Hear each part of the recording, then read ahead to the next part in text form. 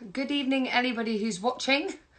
I'm just waiting for the lovely Katherine to join me from Nude Nutrition this evening. I hope that you are all well. We are going to talk about diets, the diet cycle, the lovely side of emotional eating.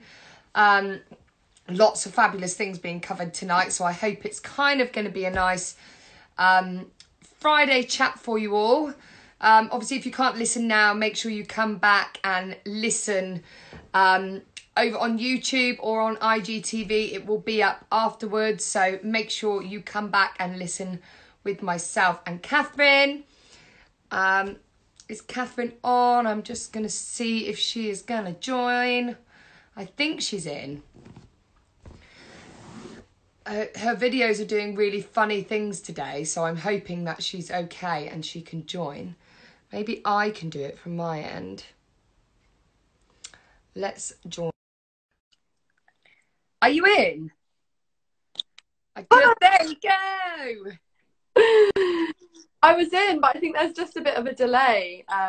Hence why it took It's always like the awkward thing, isn't it? When you're doing a live with someone else, it's like, do I talk first or do I just wait? It's like you're looking around your front room like, I don't really know what to do. Yeah, you've just got to get on and talk because that's when it starts. So, yeah, how are you? Yeah, I'm good. How are you? Good. Yeah, I'm just looking forward to getting out in the sunshine. Have you been in all day? I've been in all day. I want to get out. No. This is the one part of lockdown I've really loved. So I've been PTing up at the local rugby club. Yeah. So I've been outside all day today, just like PTing in the sunshine. Like, I think I'm genuinely going to really miss that in the winter months, is that I'm just getting this vitamin D all day at the moment. So not only am I doing something that's really nice and I actually enjoy, I get to do it in the sun, but I've also done it in the rain. So I suppose there's like peaks and troughs of good and bad. So I can't really like, you know, I have had the bad days. Yeah, not jealous of those days when you're in the rain. No. And it's really funny, the first day it rained, everybody messaged me and they were like, what are you going to do today? Is it still on? And I was like, yeah, absolutely. Like, definitely still on. You can train in any weather. And then everybody felt like they could never cancel. So then I was like, why did I tell everybody that? Yeah. Oh, no, it's nice. So what have you got planned for the weekend? Anything nice? Yeah, I am sailing tomorrow, so I do a little bit of, with my boyfriend. And Sunday, a friend of ours has got a little speedboat, so I'm really looking forward to getting on the water. So really, a water fun-filled weekend. Because I'm down in Poole on the south coast. You're back down in Poole now. I'm in Poole, yeah. So hopefully the weather stays. Yeah, and probably have a barbecue later. I want to go down the beach. Yeah, just enjoy some of the sunshine. And you're off all weekend, aren't you? So that's really nice. Work on weekends. Yeah, you were like, I want to record this on a Saturday. I was like, sorry. Like, as much as I'd love to, not for me. But you know what? I feel like that's just such a good thing already that you do, because so many people feel so bad for saying no to things. And that is like a really good example from the outset, is like, no, I don't work weekends. Like, it's my time off. But some people would be like, oh God, I feel really awful of that. And actually it's like, no, have your weekends off. Yeah, I think as time's gone on, I've had a business now for about 2.5 years. As time's gone on, I'm more like that. But at the start, I would have been like, oh yeah, okay, yeah, because it's, you know, it's. Yeah. But I think you become more aware. You know, you just become more aware of your needs and boundaries, and how working too much is damaging. It's not good. Yes. So what did you do before you became a dietitian? What was the job before? No job before. I've always been a dietitian. No way. Well, I mean, I worked in I went straight to uni and then graduated as a dietitian. So wow. We did bits and bobs. Like, I did some promo work. In fact, I was loads of little bits and bobs, but I was selling hot dogs at a cage fight in a venue called the Troxy in East London. No and way. working on a burger van at Ministry of Sound, doing night shifts. So that was like the best. Yeah, that was some of my like youth. But I also worked in like often did lots of kitchen work. So waiting and helping out in kitchens and things just to earn some side money. But my proper first job was a dietitian in the NHS. And you did that because basically you saw that there was a cycle of people feeling that they had to diet, or they, you know, there was a real big golden rule that your size really mattered, who you were, and stuff like that, wasn't it?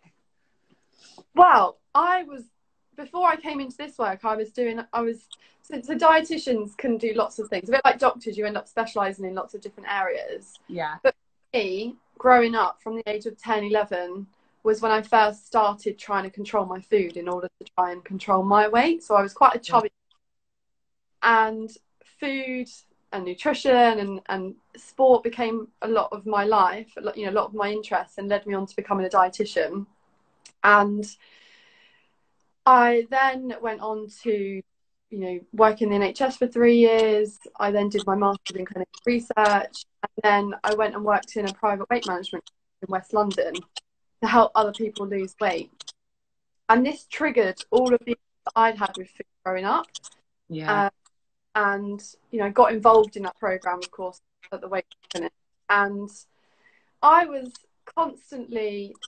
stuck in that cycle of constantly swinging between being good, being in diet land, and then falling off the wagon and being in donut land. Just being cycle, even as a qualified registered dietitian. And at the time, I was working in the NHS on stroke wards. I was a specialist kidney dietitian. So I wasn't really involved in the disordered eating stuff I do now and helping people break out of a negative relationship. Yeah. So I was stuck in that cycle. I experienced a lot of shame. I was qualified and registered, and like, oh God, I can't really get my own access around food. What is wrong with me? Yeah. And also experiencing a lot of fear of like, I know I can't keep restricting, but I also can't let go of these restrictions because then I'm just going to be completely out of control. Yeah.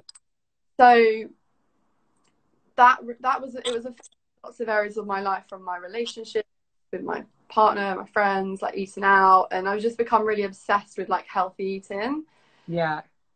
And it wasn't until a few months into the weight loss clinic when I went to a seminar at the Royal Society of Medicine, and the presenter talked about disordered eating, and I sort of saw myself in every single one of those points. I was like, oh my God, I've been doing this for like 10 years.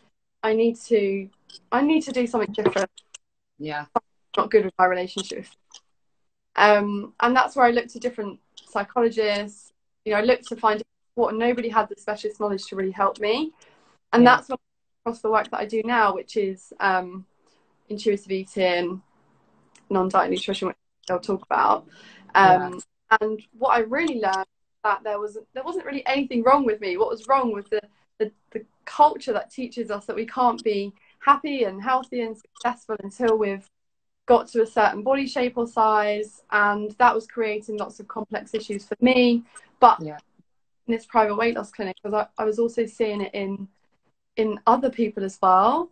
And so a combination of my personal experience coupled with seeing it in other people, coupled with what I now know about the research around dieting, led me down the path of what I do. So I now have made it my business to help other people break out of a negative relationship with food, to find more food freedom, happiness, through one-to-one sessions mostly. I've got to do things like this. But so I didn't really start off doing this. That's my crazy, isn't it? How you just get kind of, and actually it was obviously your relationship with food that led you into dietitian, and it's almost like a little bit of fate that you were meant to kind of, I don't know, maybe you were meant to come over here and help people in that way. And that's the thing, like I do feel like, because obviously being a personal trainer, it's really hard when people come to you and they are really struggling, and you can get people exercising and you can get them eating well, and you understand the basics of stuff, but you'll always have somebody as well who's just like, the side of me that I really struggle with. sometimes for people is the emotional eating. So I can have somebody who's having a really great week, and then Thursday somebody has upset them, and genuinely that's it, it's off the rails. And we're not just talking like goes and buys a chocolate bar, we just self-destruct, but not only with food, with words to themselves, and then shame, and then guilt, and then all the other stuff that comes with that. And it's heartbreaking, because you can see people normally when people, well, every time people leave a PT session, they're like, I'm buzzing, I feel great, I'm energized, I know what I'm going to kind of focus on this week. And then something can literally flip their world upside down, and then everything else goes with it. And I find that just so sad, because I do feel like for myself, I am quite at peace with food. I don't think I'm perfect. I don't think I'm ever going to be perfect. I don't really search for like a body weight or a size. So I'm quite like, do you know what? Just work out a few times a week, eat some home cooked meals, and you're kind of doing okay. And also, like, I see the effect that food has on people. So I'm almost like, I don't want to have that. And I will really work hard to be kind to myself and stuff like that.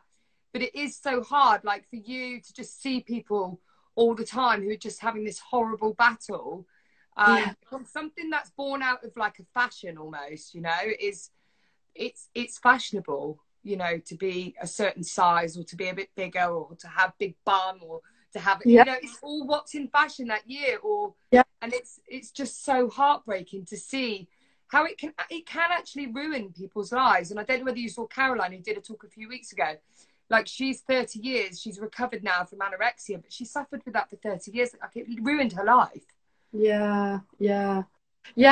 And when you say it must be hard for me seeing people, it is, but it's really exciting to see them move out of it. And I really love getting, like, I love working with younger people. I love working with all people, but I love working with younger people when they've only just been dieting for a little while, and we're like, got this. And, you know, especially in their early 20s, knowing that they've not got a life of dieting ahead of them, because they're kind that's nice. That. Yeah, and what's sad is a lot of people in their 50s and 60s have spent their life doing that, and it is sad, but it's, you know, but it's exciting that they're still working out of that. But so I find it really exciting. I got a lot of energy out of doing it. And on the whole thing of kind of emotional eating, is there a way to control it? Is there, or should you kind of go with it but know what your nutrition should look like? So if you get in that rut, like, is there like a quick tip to give people for emotional eating? So emotional eating can be very layered. It could be argued that all eating has emotional attachment to it, because from a young age, or all eating is emotional, because from a young age we cry when we're a baby, when we want food, when we're kids we go to a party, we eat pizza, we eat cake. Like there is it's so true, in a really positive way. So food is there for nourishment and nutrition. It's there for pleasure, but it's also there for comfort as well. And one of the big things around emotional eating is that it's bad, but actually sometimes it's one of the best coping toolkits that we have in the bag at the time. And that doesn't mean to say that relying on food to soothe every emotion feels good. But what it is, it's a really good red flag when you're turning to food that something's up, your body, something's up here. And the way that it knows to address that might be through. But when I say there are a number of layers to it, quite often, if I just give you a bit of a scenario of how this pans out commonly, say that you come home from a busy day at work and you're feeling tired, feeling quite stressed, and come 5 or 6 o'clock in the evening, find yourself diving into the foods that you're actively trying to avoid, and it feels really uncomfortable. You then feel guilty and all of that shame. I'm going to start again tomorrow. And what I classically see is that a lot of clients I work with just haven't eaten enough throughout the day. So they might have started with a small breakfast, light salad or something at lunch, tried not to snack, or if they had, just had some fruit or veg. And by the time the evening rolls around, there's this primal drive to want to eat because they're really hungry. And one of the things that I see in chronic dieters is they tend to lose touch with their natural hunger signals and satiety signals, and just don't trust their own bodies. And by dieting, I mean anything in the pursuit of weight loss. I'm not talking about just your Weight Watchers and your Slimming World, but anything that kind of tries to interfere with your desires. So there's that. Hunger hormones tend to be higher in the evening anyway, so that can come in and make us ravenous. But then you throw in the mix to that day, feeling perhaps a little bit unsatisfied because you've made choices that you think you should be eating rather than really what was going to hit those desires, what was going to satisfy you. You have food in the fridge or at home that is usually a bit off limits, your cheese, your chocolate, your biscuits, or maybe you don't have to bought them from the shop on your way home. And then you throw in the mix as well a stressful day and you're tired. It can feel like a storm for what is just emotional eating, when actually there's hunger, there's lack of permission, there's dieting, chronic side effects, there's emotions, and it's all just like coming together to feel like awful. So when I work with a client, what we'll do is actually we don't start at emotional eating. I'm like, right, when you're turning to food, and we might go through an example, I'll ask them, how do you know that you're hungry? And when we kind of backtrack, they're like, oh, maybe, no. And so we'll do some exercises around choosing natural hunger signals, really getting to grips with actually, how does my body know? What's my body asking for? And that's the premise of the approach that I use, which is intuitive eating. I don't know if you wanted me to talk about that. Yeah, definitely. So the framework that I use to help people break out of a negative relationship with food is intuitive eating. And this was a framework that was developed about 25 years ago by two dietitians in America. And at the time it was evidence informed, and since then it's been picked up and it has over 125 studies to support its use in helping people break out of a negative relationship with food. Wow. There's a lot of research behind it. But intuitive eaters tend not to have preoccupation with food or dieting. They don't label foods as good and bad. They tend to make choices around food based on taste and satisfaction and pleasure, and honouring their hunger and satiety cues, and tend to have more appreciation for their body, more connection to their body, and it's really protective against eating disorders as well. Wow. So I like to describe it as children, so they're really good at knowing when they're hungry. If you think about young toddlers, knowing when they're hungry, knowing when they've had enough, they'll naturally turn their head away when they're done, and they might seek out a variety of different foods. So some days they'll eat half their biscuit, some grapes, tomatoes, and the next day they won't eat them. They'll eat something. So they're really, really intuitive.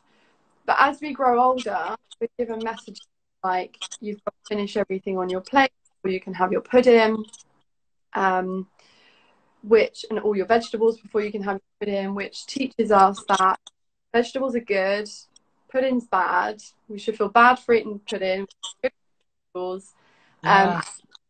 undermines our own ability to self-regulate our needs.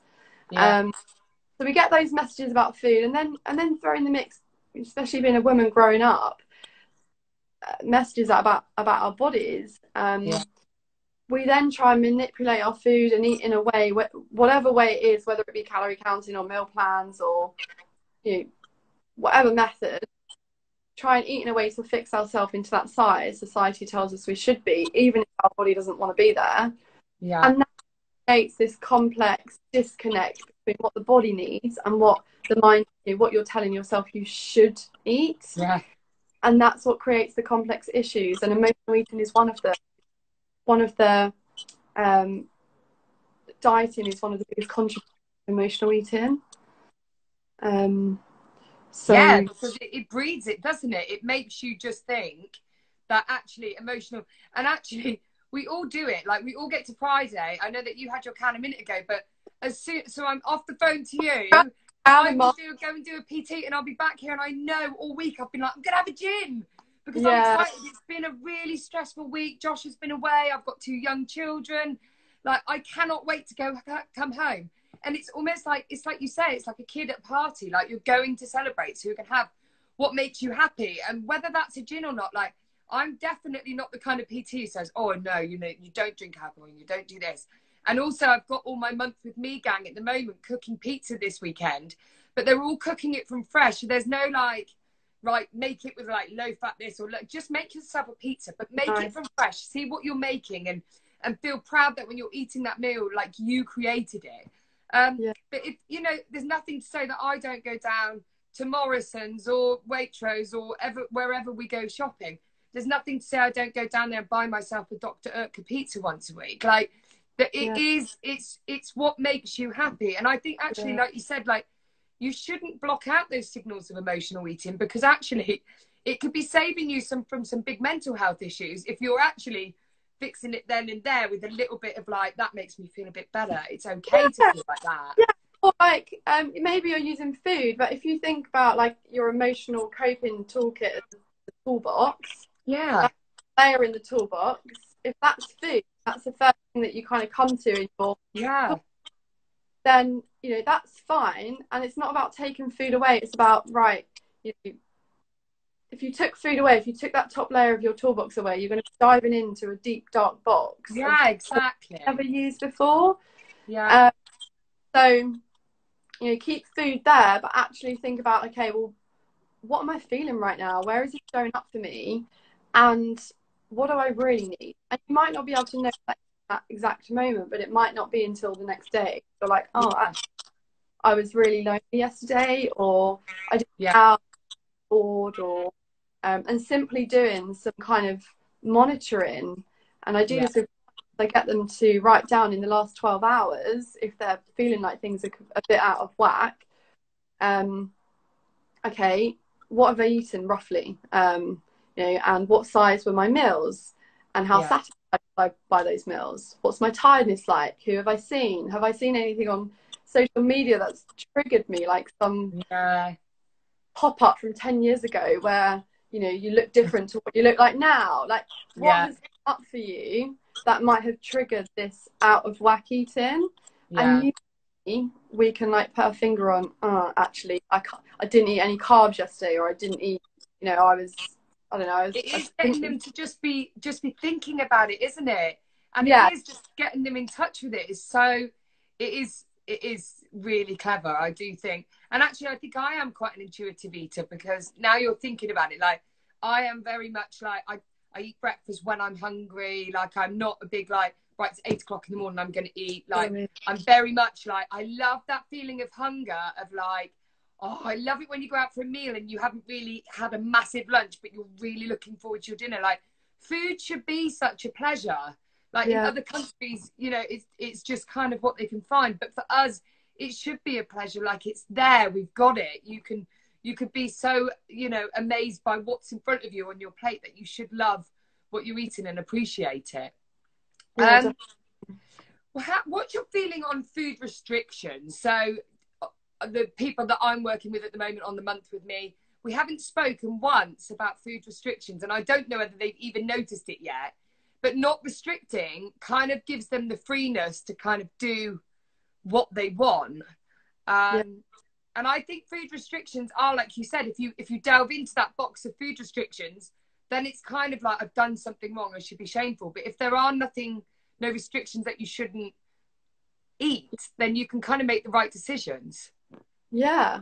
I mean, it's like, if you tell a kid that they can't have something, that's the thing that they want it. So when we don't give ourselves permission around food, a few things can happen. We can have that last supper mentality of, I'm going to get it all in now because I'm anticipating tomorrow again. Yeah. That can happen.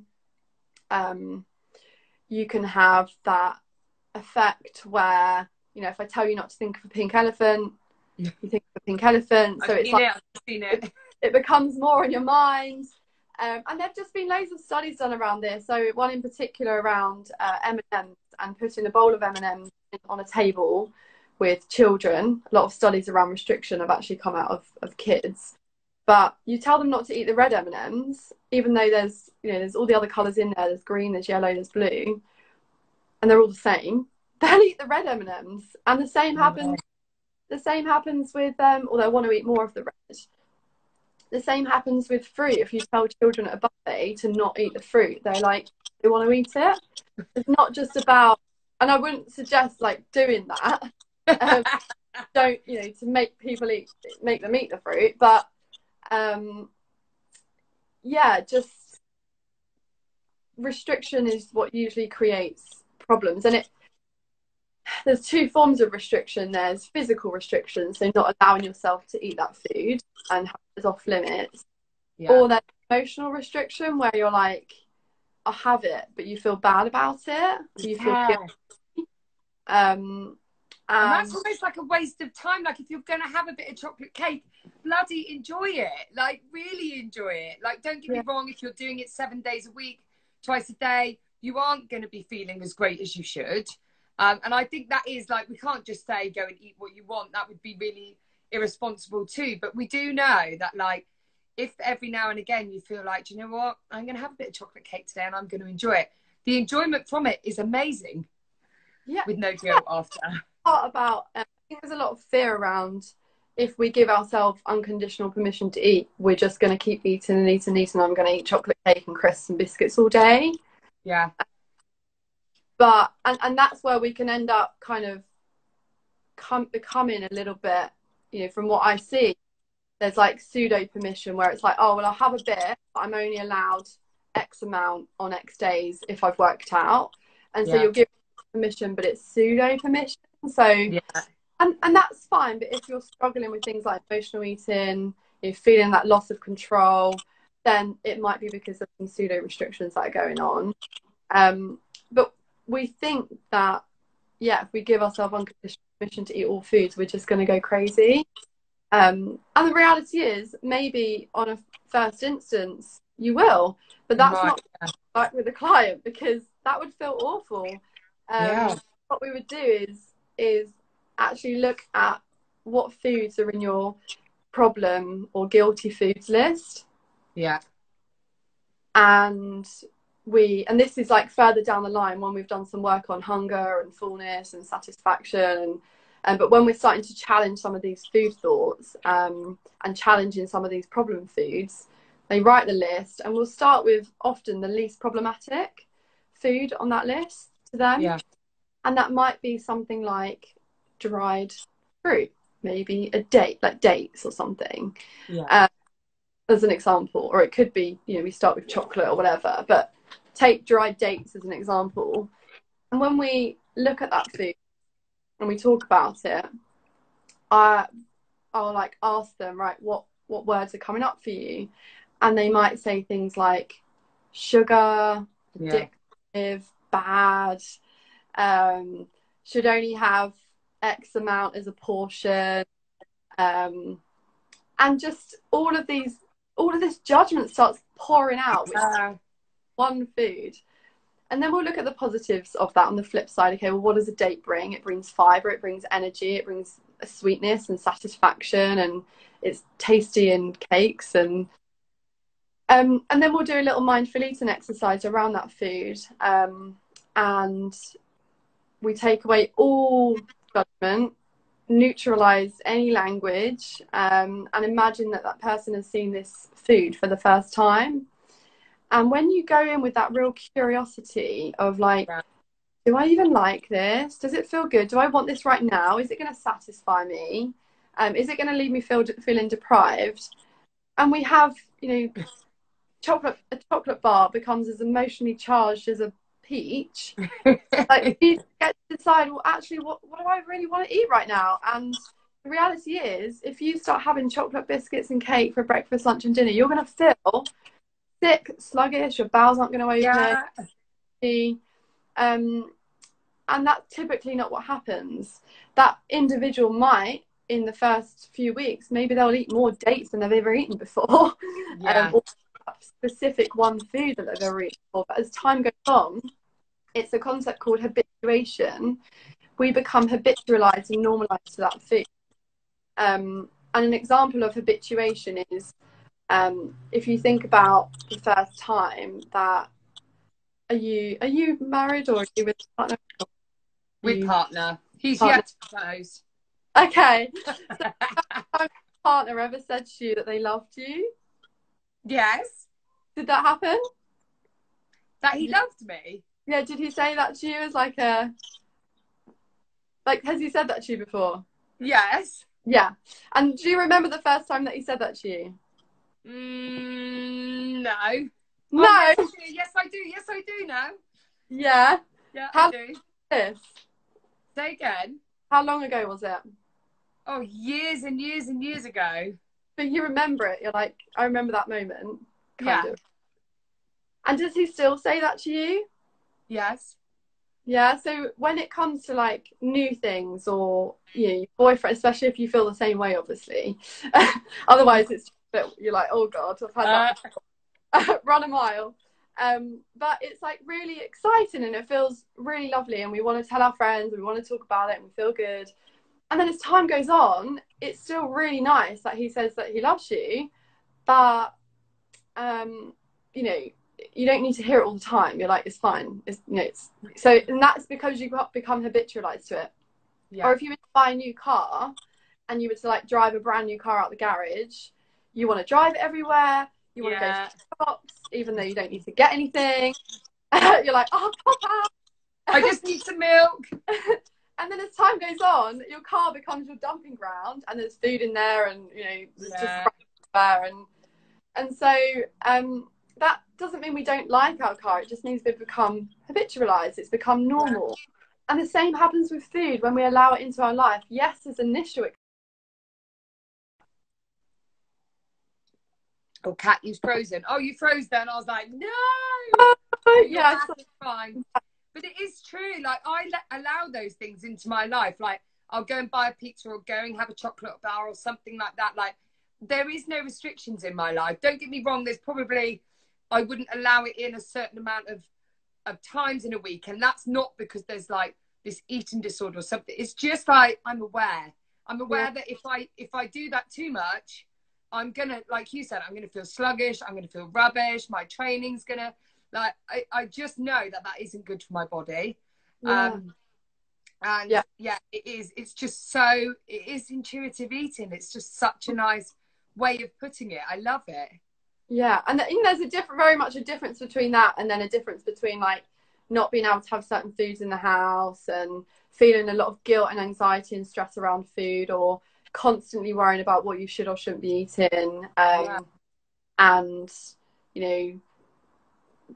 if there's like stress and anxiety attached to it, that's the sort of thing I help.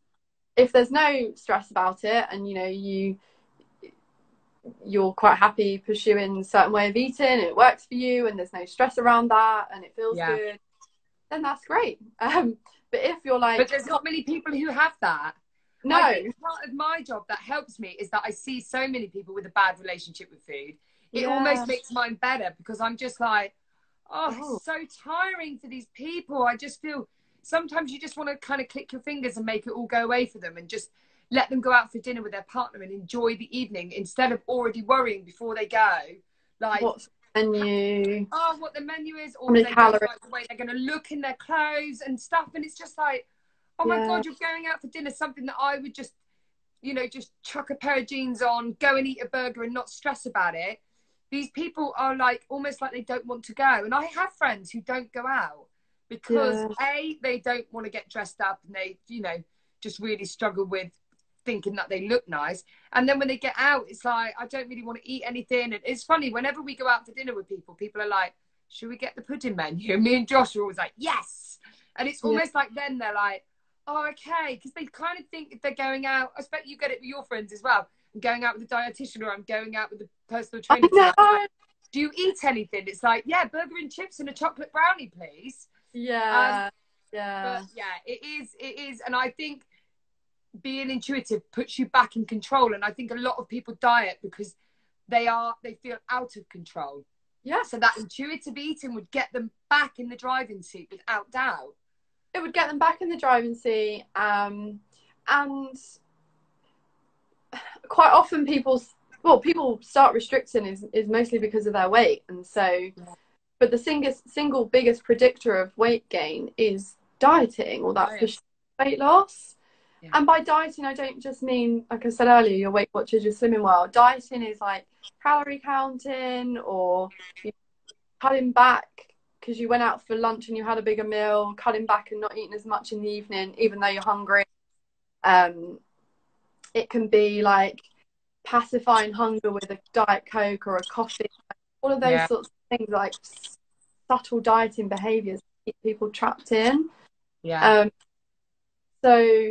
But yeah, people start doing those things because of wanting to lose weight, which is a totally valid, thing that people want when we live in the culture that we live in today, and especially if your natural size isn't thin, where you are, your natural size isn't, you've always been bigger, or maybe you've an eating disorder, or difficult history or whatever, or your size is just bigger.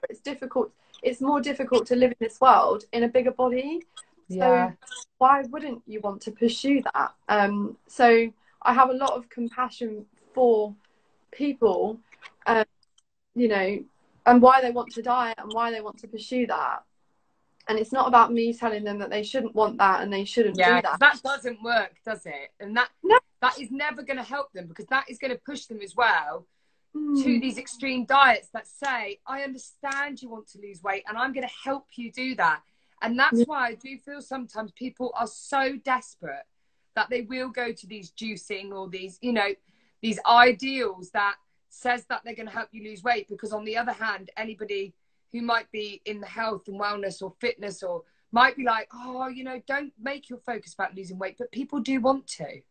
Yeah, people want to. You want to help them get them there, but obviously to their natural body shape. Because, I know, and I say this all the time on lives, but I'm never going to have skinny legs. I'm a thick-thighed girl. The thigh gap's never going to be there for me. So I'm totally in acceptance of that. But at the same time, I don't carry weight around my waist, so I'm grateful. It's kind of looking at like, what's your negatives and what's your positives? And not in a horrible way of like talking about your body badly, but like, okay, so I've got a big bum and big thighs, but you're okay because you've got this. And kind of being grateful, because whatever you have, somebody else will want. Yeah. Like if you've got blonde hair, somebody will look at your hair and say, oh, I wish I had blonde hair. Or you've got toned arms, you've got a nice tummy, or you've got a big bum, or, you've got a big bust, or there'll always be something that you've got that somebody else would love. Yeah, or just taking the focus off of body completely and onto like actually who they are as a person and what attributes they bring. And like none of those things really matter. Although, most people that I work with, the main worry about their body size isn't about what their friends and family think of them, although that is for some. A lot of it's like, it's more what other people think of them, of them. And quite often it's like people that they don't even care about, what other people that they don't care about think of them.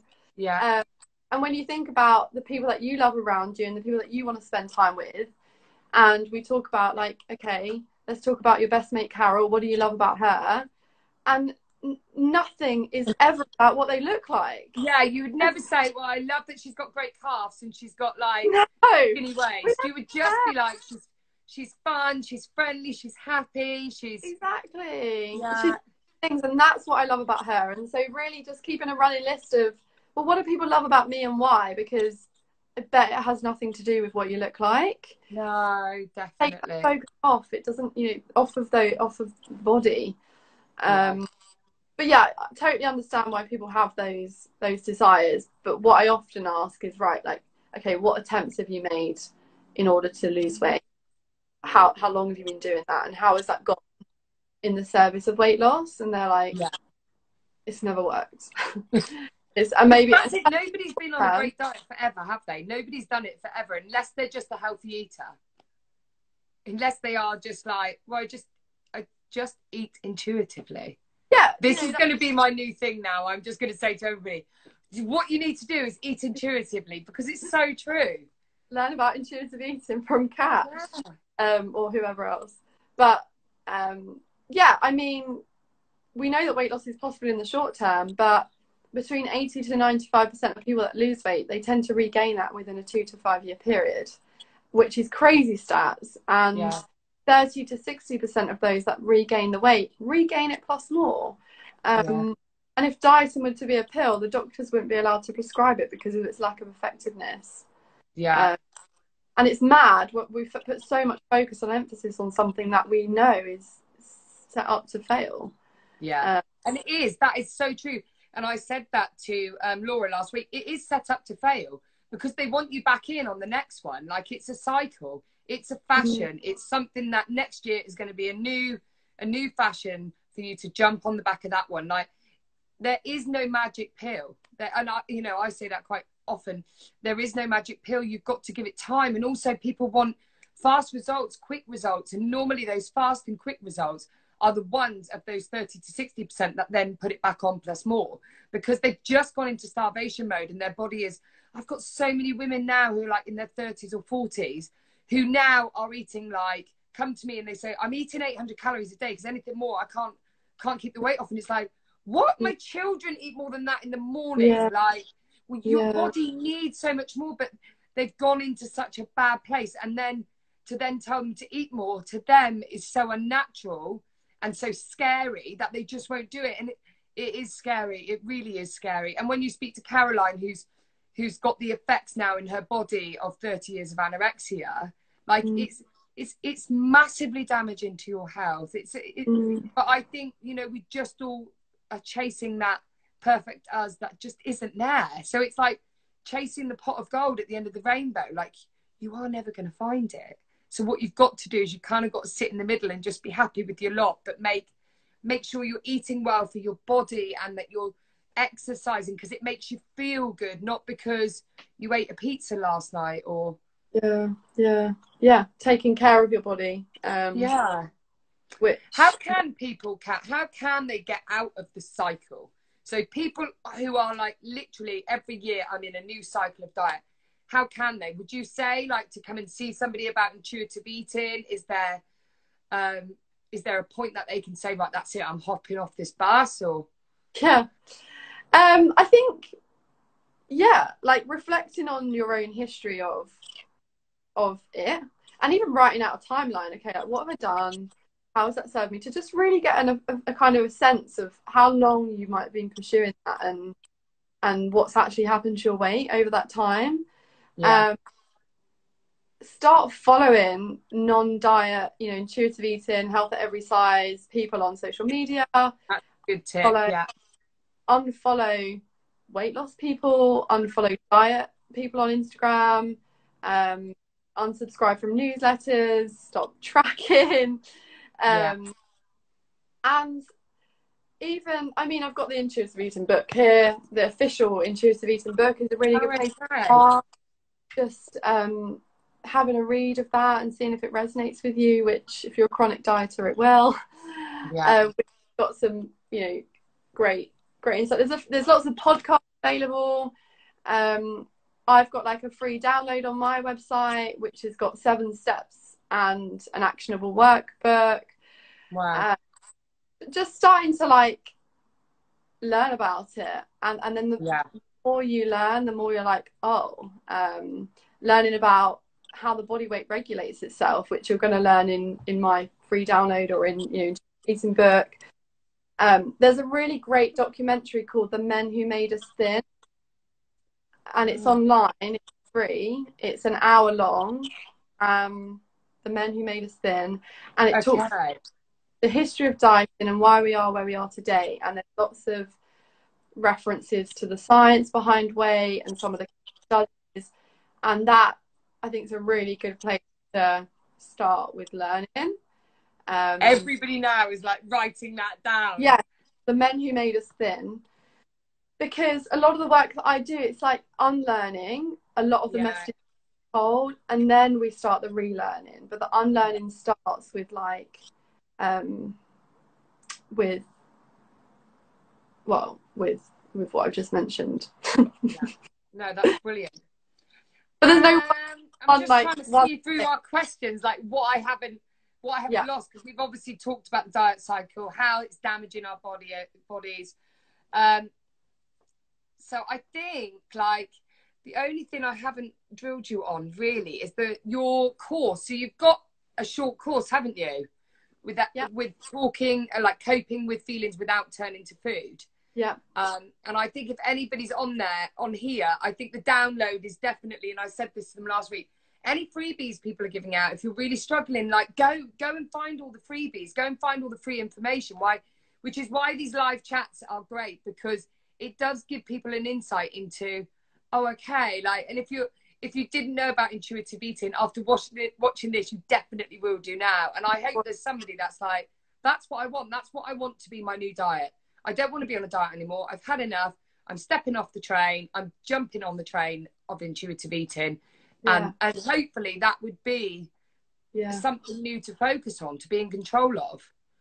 And intuitive eating isn't something that you you go on. It's a framework to help people reconnect and disconnect and reconnect. What they want and what they need. Yeah. So because when you've come out of being in a place of chronic dieting and following things for a long time, meal plans, calorie counting, weight watching, it's really scary to be like, oh, I'm just going to ditch all that.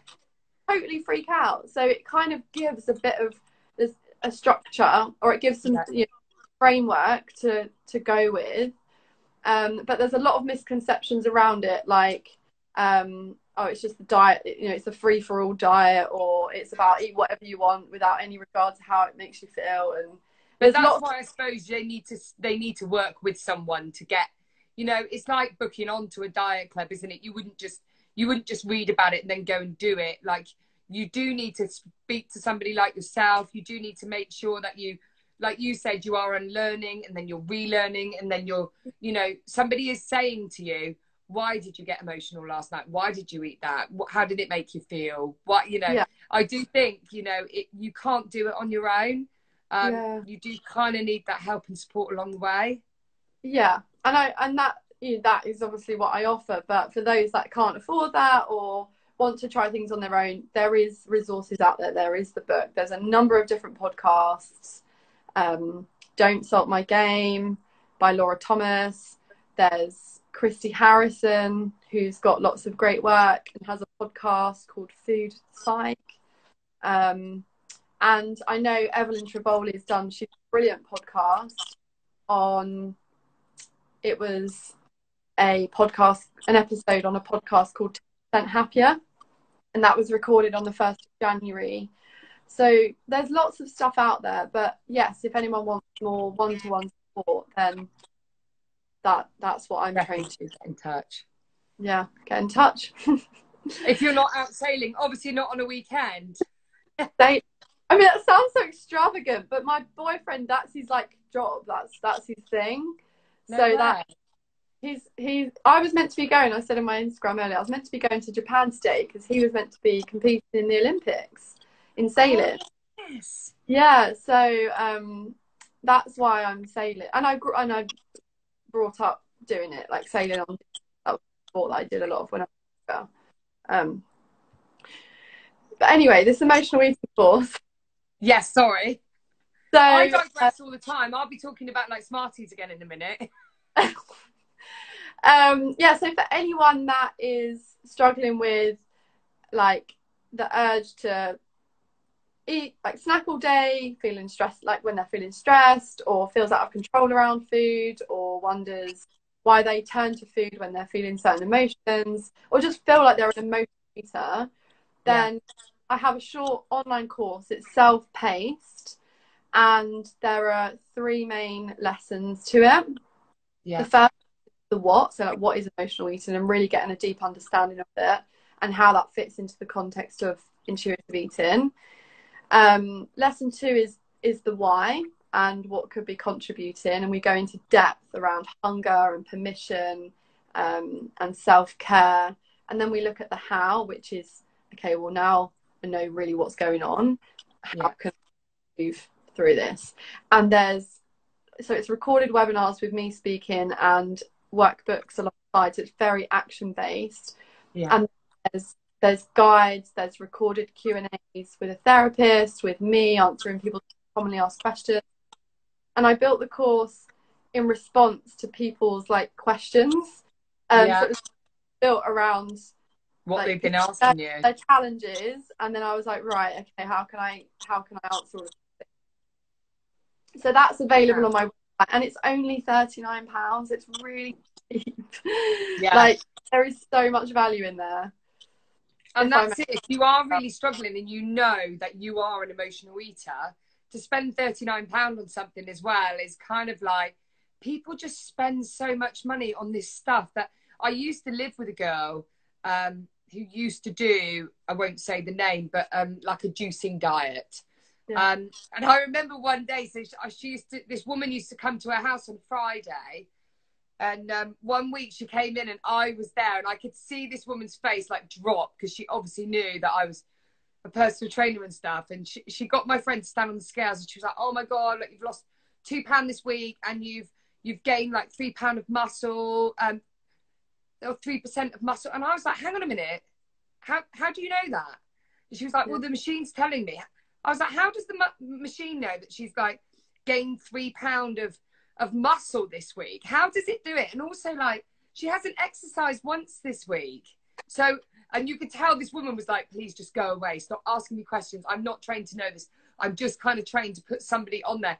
But it was like so funny. But I kind of feel like put your money with somebody who is an expert, like, and that's not to say anything about people who aren't, but spend your money so wisely on yourself, to be, not to be skinnier, to be healthier, to be happier, to be stronger, to live longer, to kind of run around with your grandchildren. It's like those things that are really important.